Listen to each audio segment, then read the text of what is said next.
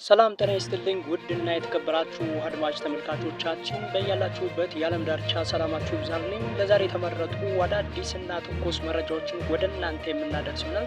ከዛ በፊት ግን ለቻናሉ አዲስ ከሆኑ ላይክ፣ ሼር፣ ሰብስክራይብ ማድረግ እንዳይረሳ። ወደ ዜናው አልፋለሁ።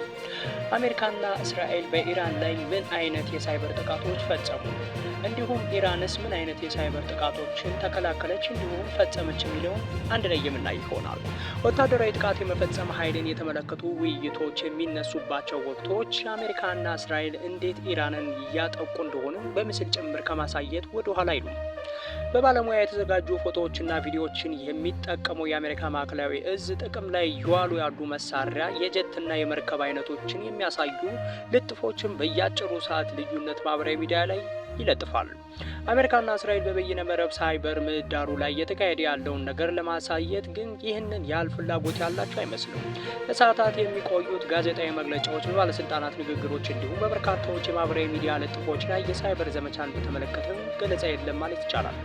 ኢራናውያን የሳይበር መንታፊዎች ወይም ሀከሮች ግን ጦርነቱ ከተጀመረ ወዲህ ለመጀመሪያ ጊዜ በአሜሪካ ኩባንያ ላይ የሳይበር ጥቃት መፈጸማቸውን ገልጸዋል። ጥቃት ተፈጽሞበታል የተባለው ስትራይከር የተባለ የሕክምና ቴክኖሎጂ ኩባንያ የአሜሪካ ማዕከላዊ እዝ ዋና አዛዥ አድሚራል ብራድ ኩፐር በቅርቡ በሰጡት ጋዜጣዊ መግለጫ እንደጠቆሙት በዚህ ጦርነት ውስጥ የሳይበር ጥቃት ከፍተኛ ሚና አለው ሲሉም ገልጸዋል። በጦርነቱ ውስጥ ምን አይነት የሳይበር ዘመቻዎች እየተካሄዱ ስለመሆኑ የምናውቀው እንዲሁም ዘመቻዎች ስለ ዘመናዊ ውጊያ ምን እንደሚነግሩን በዚህ ዘገባ ቀርቧል። እስከ መጨረሻው አዳምጡ። ሚሳኤሎች ከወንጫፊዎች አስቀድሞ በጦርነት ቅድመ ዝግጅት ውስጥ የሳይበር ስለላ ወይም ምንተፋ ትልቅ ሚና ይጫወታል። የፔንታጎን የጋራ ወታደራዊ አዛዦች ሊቀመንበር የሆኑት ጄኔራል ዳንኬን የጦርነቱ አካሄድ በተመለከተ ለወራት አንዳንድ ጉዳዮች ላይ ለዓመታት እቅድ ሲዘጋጅለት እንደነበር ተናግረዋል።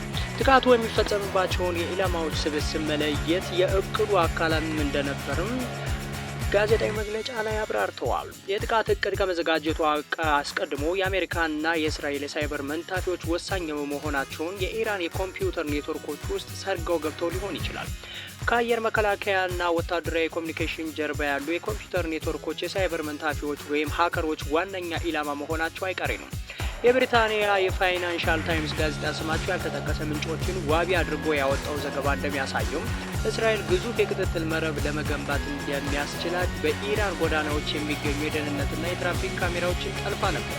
በእነዚህ ካሜራዎች አማካኝነት ኋላ ላይ ጥቃት የተፈጸመባቸው አያቶላ አሊ ካሜኒ እና ወታደራዊ አዛዦቻቸው የዘውትር የውሎ ልምድና ምን እንደሚመስል እንደተጠና በዘገባው ላይ ተጠቅሷል። በአሜሪካ ጦር ውስጥ ከፍተኛ ደረጃ ላይ ከሚቀመጡ ግለሰቦች አንዱ ጄኔራል ዳንኬን ናቸው። ይህ አይነቱ ድርጊት ስለመፈጸሙ ማረጋገጫ አልተገኘም። ነገር ግን እንደ የዩክሬን ጦርነት ባሉ የተለያዩ ግጭቶች ውስጥ መሰል እርምጃዎች ተወስደው ተመልክተናል።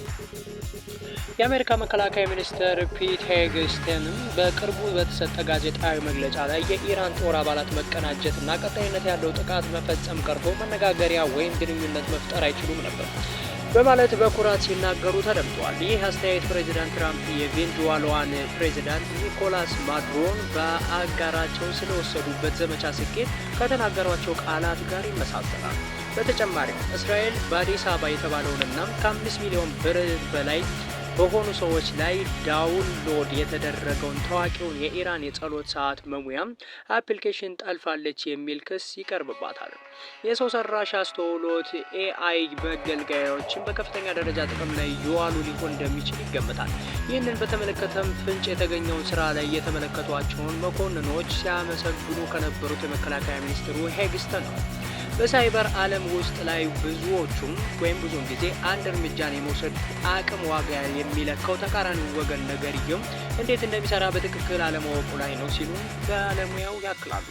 የሮያል ዩናይትድ ሰርቪስ ኢንስቲትዩት ባልደረባ የሆኑት ዶክተር ሉዊስ ማሪ ሁሬል በበኩላቸው አሜሪካ ይፋ ባደረገቻቸው መረጃዎች መገረማቸውን ይናገራሉ። ስትራከር ላይ ምንተፋ ከተፈጸመ በኋላ ሰራተኞች ወደ ኩባንያው ሲስተም ለመግባት ሎጊን ለማለት ተቸግረው ነበር። ኩባንያው በመንግስቱ ባወጣው መረጃ መስተጓጎሉ እንዲቋጭ ለማድረግ እየሰራ እንደሆነና የሚያቀርቧቸው ምርቶች መጠቀም የደህንነት ስጋት እንደማይፈጠር ገልጿል። በዚህ ጦርነት ሌሎች የሳይበር ጥቃቶች ያልታዩት ኢራን ራሷን እያቀበች ስለሆነ ነው ብሎ ማሰብ የማይዋጥ ነገር ነው። ስለዚህ በእስራኤል ተፈጽሟል የተባለው ጥቃት የኢራን የሳይበር አቅም ተሽመድምዷል አሊያም ቀድሞውንም ያልሆነ ቦታ ላይ ነበር የተሰጣት ማለት ነው። የኢራን የሳይበር አቅም ዝናውን ያገኘው ከዚህ ቀደም በመፈጸማቸው ጥቃቶች መጠነ ሰፊነት ነው።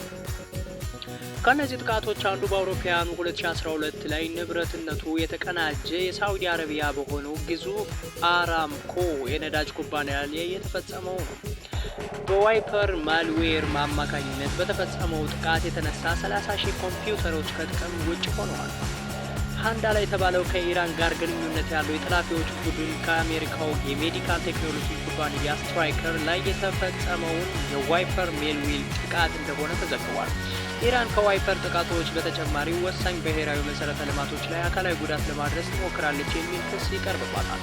የሮያል ዩናይትድ ሰርቪስ ኢንስቲትዩት ባልደረባ ዶክተር ሉዊስ ማሪ ሁሬል ኢራን በቀጥታም ሆነ በተጠላፊ ቡድኖች አማካኝነት የአጸፋ እርምጃ የመውሰድ አቅሟን አቅልሎ መመልከት እንደማይገባ